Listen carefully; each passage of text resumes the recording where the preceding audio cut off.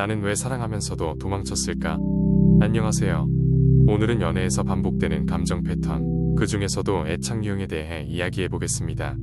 첫 영상은 제 경험을 바탕으로 풀어가되 특정인을 이야기하기보다 관계 안에서 반복되는 패턴을 중심으로 보겠습니다. 좋아하는데 가까워지면 불편했다.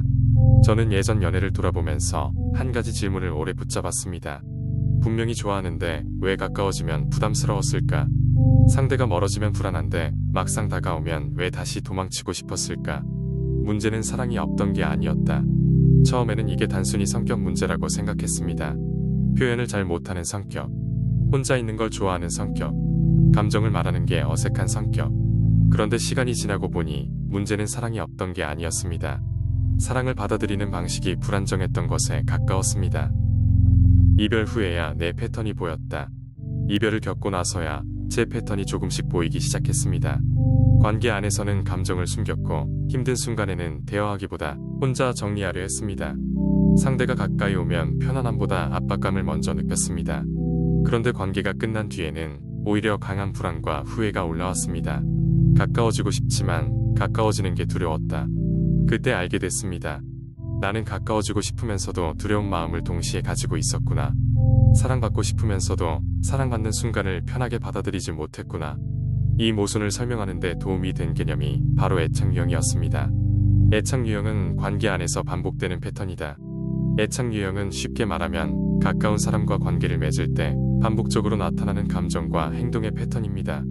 누군가는 친밀감을 편안하게 느끼고 누군가는 작은 거리감에도 버려질까봐 불안해합니다. 또 누군가는 가까워지는 순간 답답함을 느끼기도 합니다. 애착 유형은 진단명이 아니다. 다만 중요한 점이 있습니다. 애착 유형은 사람을 낙인 찍는 진단명이 아닙니다. 나는 무조건 이런 사람이다. 너는 저런 사람이다. 이렇게 단정하는 도구가 아닙니다. 오히려 내가 관계 안에서 어떤 반응을 반복하는지 알기 위한 지도에 가깝습니다. 친밀감과 독립성의 균형. 첫 번째는 안정형입니다. 안정형은 관계 안에서 친밀감과 독립성을 비교적 균형 있게 유지합니다. 상대를 믿는 힘이 있고 갈등이 생겨도 관계 전체가 무너진다고 바로 느끼지는 않습니다. 기대기도 하고 혼자 있는 시간도 비교적 편안하게 보낼 수 있습니다. 완벽해서 안정형이 아니다. 안정형이라고 해서 완벽한 사람이라는 뜻은 아닙니다. 안정형도 불안할 수 있고 상처받을 수 있고 실수할 수 있습니다. 다만 감정이 흔들릴 때 관계를 끊어내거나 매달리기보다 대화와 조율을 선택할 가능성이 상대적으로 높습니다. 사랑을 계속 확인받고 싶다. 두 번째는 불안형입니다. 불안형은 관계에서 버림받을까봐 두려워하는 경향이 큽니다. 답장이 늦거나 표현이 줄어들면 마음이 크게 흔들립니다. 나를 더 이상 좋아하지 않나? 내가 뭘 잘못했나? 이런 생각이 빠르게 올라옵니다. 불안은 사랑의 증거가 아니라 신호다. 그래서 불안형은 사랑을 계속 확인받고 싶어 할 수 있습니다. 문제는 이 불안이 커질수록 상대에게 과하게 확인을 요구하거나 감정을 행동으로 옮길 수 있다는 점입니다. 하지만 불안은 사랑의 증거라기보다 내의 안정감이 흔들리고 있다는 신호에 가깝습니다. 가까워질수록 답답해진다. 세 번째는 회피형입니다. 회피형은 가까운 관계에서 친밀감 자체를 부담스럽게 느낄 수 있습니다. 상대가 가까이 오면 자유를 잃는 느낌을 받고 감정을 깊게 나누는 것을 불편해할 수 있습니다. 혼자 정리하는 방식이 반복된다. 회피형은 갈등이 생겼을 때 대화로 풀기보다 혼자 정리하려고 하거나 거리를 두거나 감정을 차단하는 방식으로 반응하기 쉽습니다.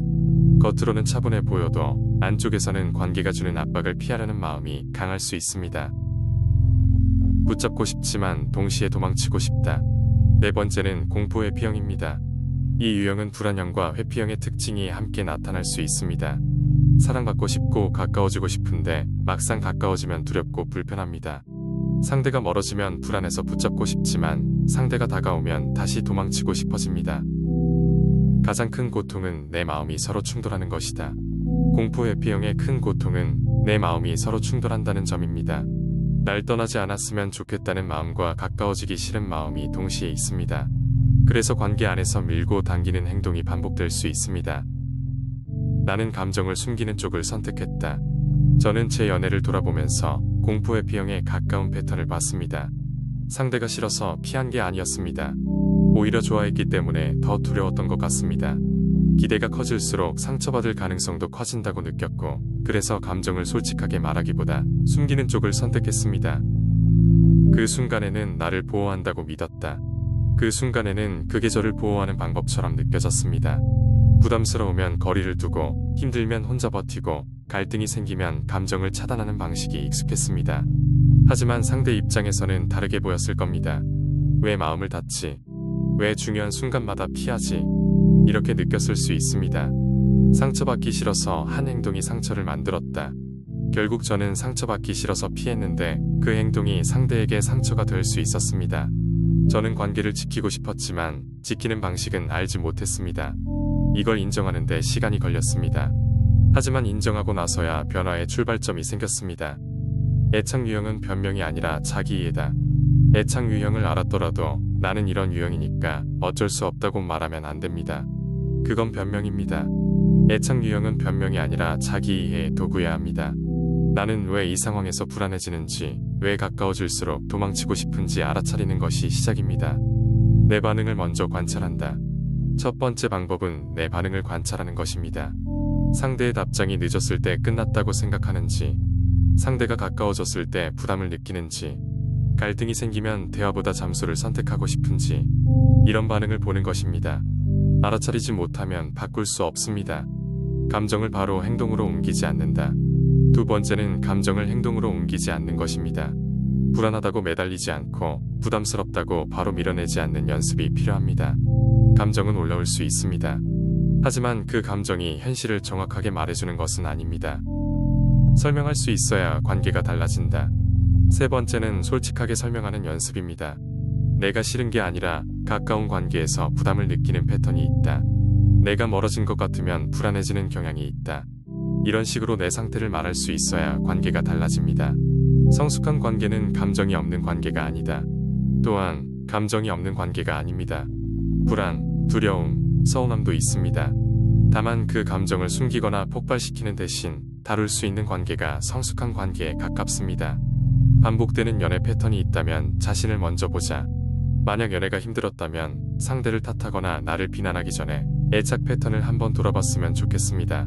나는 사랑을 어떻게 받아들이는 사람인지, 가까워질 때 어떤 두려움이 올라오는지, 갈등이 생기면 붙잡는지, 도망치는지, 그걸 보는 것입니다. 애착 유형은 나를 가두는 이름표가 아니다. 애착 유형은 나를 가두는 이름표가 아닙니다. 내가 더 안정적인 사람이 되기 위해 보는 지도에 가깝습니다. 저도 아직 완성된 사람은 아닙니다. 하지만 이제는 예전처럼 무의식적으로 도망치거나 불안에 끌려다니고 싶지는 않습니다. 불안형과 회피형은 왜 서로에게 끌릴까?